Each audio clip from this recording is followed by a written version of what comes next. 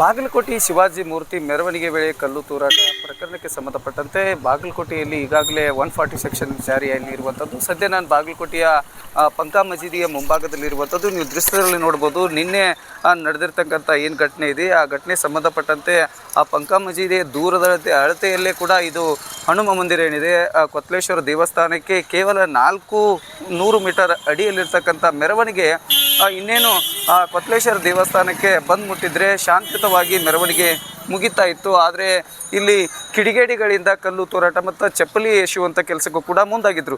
ಈ ಸಂಬಂಧಪಟ್ಟಂತೆ ಸಾಕಷ್ಟು ಬಿಗು ಬಂದೋಬಸ್ತಲ್ಲಿ ಸಾಕಷ್ಟು ಗೊಂದಲಗಳಾಯಿತು. ಸೌಂಡ್ ಸಿಸ್ಟಮನ್ನು ಬಂದ್ ಮಾಡಬೇಕು ಅನ್ನೋ ನಿಟ್ಟಿನಲ್ಲಿ ಹಿಂದೂಪರ ಸಂಘಟನೆಗಳಿಗೆ ಅಲ್ಲಿ ಅನ್ಯ ಕೋಮಿನ ವ್ಯಕ್ತಿಗಳು ಮಸೀದಿಯಲ್ಲಿ ವಾಗ್ವಾದ ಶುರುವಾಗುತ್ತೆ. ಯಾವುದೇ ರೀತಿಯಾಗಿ ವಾಗ್ವಾದವನ್ನು ಮಾಡಲಿಕ್ಕೆ ಪ್ರತಿ ಬಾರಿ ಇದೇ ರೀತಿಯಾಗಿ ಮಾಡ್ತಾರೆ ಅನ್ನುವಂಥದ್ದು ಇಲ್ಲಿ ಹಿಂದೂಪರ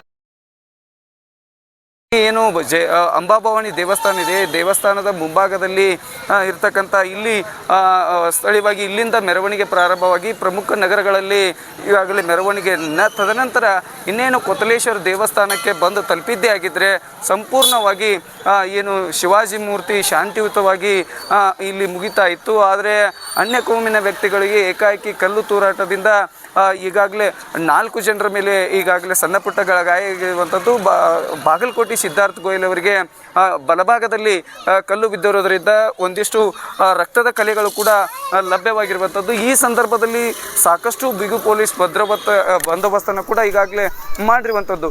ಒಟ್ಟಾರೆಯಾಗಿ ಇಲ್ಲಿ ಬಾಗಲಕೋಟೆ ಹಿಂದೂಪರ ಸಂಘಟನೆ ಏನು ಮೆರವಣಿಗೆ ಇದೆ, ಶಿವಾಜಿ ಮೂರ್ತಿ ಮೆರವಣಿಗೆಯಲ್ಲಿ ಕಲ್ಲು ತೂರಾಟ ಯಾರು ಮಾಡಿದ್ರು ಅವರನ್ನು ಕೂಡಲೇ ಬಂಧಿಸಬೇಕು, ಇಲ್ಲದಿದ್ದರೆ ನಾವು SP ಕಚೇರಿಗೆ ಮುತ್ತಿಗೆ ಹಾಕ್ತೀವಿ ಅನ್ನುವಂಥ ಸಂಘಟನೆಗಳು ಕೂಡ ಹೇಳಿರುವಂಥದ್ದು.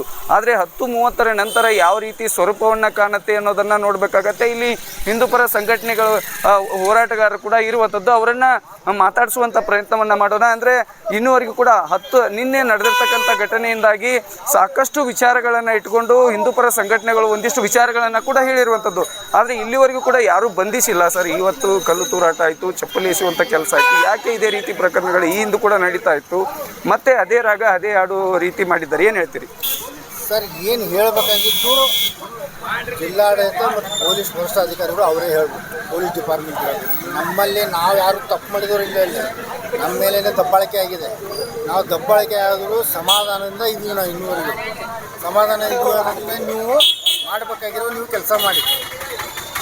ವಿಡಿಯೋದಲ್ಲಿ ಎಲ್ಲಿಂದ ಕಲ್ಲು ಬಂತು ಚಪ್ಪಲ್ ಬಂತು ಎಲ್ಲ ನಿಮಗೆ ವಿಡಿಯೋ ವೈರಲ್ ಆಗಿರೋ ವಿಡಿಯೋ ಬಂಧಿಸ್ಬಿಟ್ರೆ ಮುಗಿದೋಗುತ್ತೆ. ನೀವು ಯಾಕೆ ಬಂಧಿಸ್ತಾ ಇಲ್ಲ? ನೀವು ಬಂಧಿಸ್ಬಿಟ್ರಲ್ಲ, 14-15 ತಾಸು ಆಯ್ತು. ಎಷ್ಟು ವರ್ಷ ಬೇಕು ನಿಮ್ಗೆ ಬಂಧನ ಮಾಡೋಕ್ಕೆ? ಅದೇ ಆ ಸ್ಥಳದಲ್ಲಿ ಅಲ್ಲಿ ಪೊಲೀಸರು ಕೂಡ ಇರುವಂಥದ್ದು. ಅಲ್ಲಿ ಅವರನ್ನು ತಳ್ಳಾಟ ಕೂಡ ಮಾಡ್ತಾರೆ. ಅದೆಲ್ಲವೂ ಕೂಡ ಗೊತ್ತಿದ್ರು ಕೂಡ ಈ ರೀತಿ ಘಟನೆ ಆದರೂ ಕೂಡ ಇನ್ನೂ ಕೂಡ ಬಂಧಿಸಿಲ್ಲ ಅನ್ನುವಂಥ ಮಾಹಿತಿ ಈಗ ಇರುವಂಥದ್ದು. ಏನು ಹೇಳ್ತೀರಿ ನೀವು ಸರ್? ಯಾರು ರಕ್ಷಣೆ ಮಾಡ್ತಾರೆ ಅವ್ರ ಮೇಲೆ ಕಲಿಸಿದ್ರು.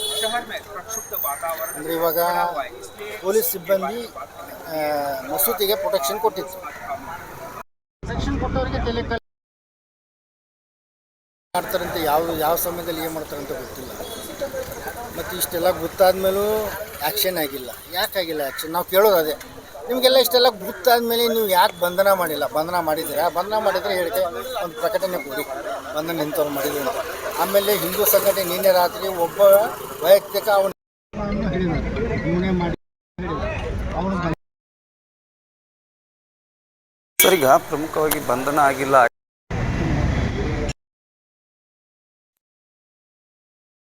ಆದರೆ ಏಕಾಏಕಿ ಈಗಾಗಲೇ 163 ಅಡಿ ಈಗಾಗಲೇ ಕಾಯ್ದೆ ಜಾರಿ ಮಾಡಿ ಏನು ವಾತಾವರಣ ತಿಳಿ ಮಾಡಲಿಕ್ಕೆ SP ಅವರು ಕೂಡ ಮುಂದಾಗಿದ್ದಾರೆ. ಜಿಲ್ಲಾಡಳಿತದಿಂದ ಒಂದು ಈಗಾಗಲೇ ನಿಷೇಧಾಜ್ಞೆ ಜಾರಿಯಾಗಿದೆ. ಇದರ ಉದ್ದೇಶ ಏನಾಗಿತ್ತು? ಇದನ್ನು ಏನು ಹೇಳ್ತೀರಿ ಇದಕ್ಕೆ ಈ ಸಂಬಂಧಪಟ್ಟ? ವಾತಾವರಣ ತಿಳಿ ಮಾಡಬೇಕಂದ್ರೆ ಈ 144 ಇಡೋ ಅವಶ್ಯಕತೆ ಇಲ್ಲ. ಬಂಧನ ಮಾಡಿಬಿಟ್ರೆ ವಾತಾವರಣ ತಿಳಿಯಾಗುತ್ತೆ. ಬಂಧನ ಮಾಡದೇ ನಾವು ಈ ಕಡೆ ಪ್ರತ್ಯುತ್ತರ ಕೊಡಬಾರ್ದು, ಪ್ರಚೋದನೆ ನಾವು ನಾವಿಲ್ಲಿ ಸೇರಬಾರ್ದು ಅಂದ್ಕೊಂಡ್ಬಿಟ್ಟು 144 ಲಾಗು ಮಾಡೋದು ಯಾಕೆ? ಅರೆ ನಿನ್ನೆಯಿಂದ ಇಲ್ಲಿವರೆಗೂ ನೀವು ಬಂಧನ ಮಾಡಿಬಿಟ್ಟಿದ್ರೆ ನಾವು ಸೇರ್ತಾ ಇರಲಿಲ್ಲ. ನಮ್ಮದು ಅದೇ ಬೇಡಿಕೆನೂ ಅದೇ ಇತ್ತು. ನಮ್ದು ಯಾರು ತಪ್ಪು ಮಾಡಿದರೆ ಅವ್ರಿಗೆ ಬಂಧನ ಆಗಬೇಕು, ಅವ್ರಿಗೆ ಶಿಕ್ಷೆ ಆಗ್ಬೇಕಂತ ನಮ್ಮದು ಆ ಬೇಡಿಕೆ ಇತ್ತು. ಆ ಬೇಡಿಕೆ ನೀವು ಬೆಳಿಗ್ಗೆವರೆಗೂ ಇನ್ನೂ ಈಡೇರಿಸಿಲ್ಲ. ಅದು ಬಿಟ್ಬಿಟ್ಟು ನಮ್ಮ ಮೇಲೆ ನಾವು ಸೇರಬಾರ್ದು ಅಂತ 144 ಲಾಗು ಮಾಡ್ತಾರೆ. ಯಾಕೆ? ಸರ್, ಈಗ ಕೊನೆಯದಾಗಿ ಆ ವಾತಾವರಣ ಏನಿತ್ತು, ಆ ಡಿ ಜೆ ಸೌಂಡ್ ಮುಖಾಂತರ ಮೆರವಣಿಗೆ ಚೆನ್ನಾಗಿ ನಡೀತಾ ಇತ್ತು. ಇನ್ನೇ 400 ಅಡಿಯಲ್ಲಿ ಬಂದಿದ್ದರೆ ಶಾಂತಿಯುತವಾಗಿ ಮುಗಿತಾ ಇತ್ತು. ಇವೆಲ್ಲವನ್ನ ನೋಡೋದಾದರೆ ಏಕಾಏಕಿ ಈ ರೀತಿ ಘಟನೆಗಳಾಗಿರುವಂಥದ್ದು ಎಲ್ಲವೂ ಕೂಡ ಇರುವಂಥದ್ದು. ಆದರೆ ಈ ರೀತಿ ಘಟನೆ ಉದ್ದೇಶಪೂರ್ವಕವಾಗಿ ಮಾಡಿದ್ದಾರೆ, ಹೇಗೆಂತೀರಿ ನೀವು? ಸರ್, ಉದ್ದೇಶಪೂರ್ವಕ ಮಾಡಿದ್ದಾರೆ, ಏನು ಮಾಡಿದರೆ ಅವ್ರು ಎಲ್ಲರಿಗೂ ಚೆನ್ನಾಗಿ ಗೊತ್ತಿದೆ. ನಾನು ಹೇಳೋದು ಬೇಡ. ಮಸೂದಿಗಳಲ್ಲಿ ಕಲ್ಲು ಹಾಕಬೇಕು, ಕಲ್ಲಿಟ್ಟು ನಾವು ನಮ್ಮ ದೇವಸ್ಥಾನದಲ್ಲಿ ನಾವು ಕಲ್ಲಿಟ್ಕೊಳ್ಳಿಲ್ಲ, ಹೂ ಇಟ್ಕೊಳ್ತೀವಿ. ಅದೇ ಪ್ರಕಾರ ಅವ್ರಿಗೆ ಏನು ಉಚಿತವಾಗಿ ತಯಾರಿ ಇದ್ದರೂ ಏನಿದ್ರು ಅದು ಎಲ್ಲ ವಿಡಿಯೋದಲ್ಲಿ ಗೊತ್ತಾಗ್ಬಿಟ್ಟಿದೆ. ಗೊತ್ತಾದ್ಮೇಲೂ ಮಾಡ್ತಾ ಇಲ್ಲ. ಯಾಕೆ? ಅದೇ ಒಂದು ಪ್ರಶ್ನೆ ಇರೋದು. ನೀವು ನಿನ್ನೆಯಿಂದನೂ ಹೇಳಿದ್ವಿ, ನಿನ್ನೆಯಿಂದ ಯಾರು ಅಂತ ನಿಮಗೂ ಗೊತ್ತು, ಅವ್ರು ಯಾರು ಹೋಗಿದ್ದಾರೆ ಅಂತ ಗೊತ್ತು, ಎಲ್ಲ ಗೊತ್ತಾದ್ರೆ ಬಂಧನ ಮಾಡಿ ಮಾಡಬೇಕಾಗಿತ್ತು, ಮಾಡಿಲ್ಲ.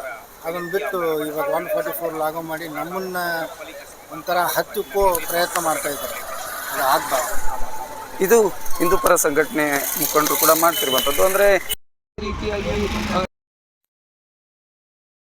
ಆ ವಿಡಿಯೋದಲ್ಲಿ ಲಭ್ಯತೆ ಯಾಕೆ ಬಂಧನ ಮಾಡಿಲ್ಲ ಅನ್ನುವಂಥ ಆರೋಪವನ್ನು ಕೂಡ ಈಗಾಗಲೇ ಹಿಂದೂಪರ ಸಂಘಟನೆ ಕಾರ್ಯಕರ್ತರು ಮಾಡಿರುವಂಥದ್ದು. ಒಟ್ಟಾರೆಯಾಗಿ ಬಾಗಲಕೋಟೆ ಜಿಲ್ಲೆಯ ಬೂದಿ ಮುಟ್ಟಿದ ಕೆಂದದಂತಿರುವಂಥದ್ದು 15 ತಾಸುಗಳ ಅನ್ನುವಂಥದ್ದು ಹಿಂದೂಪರ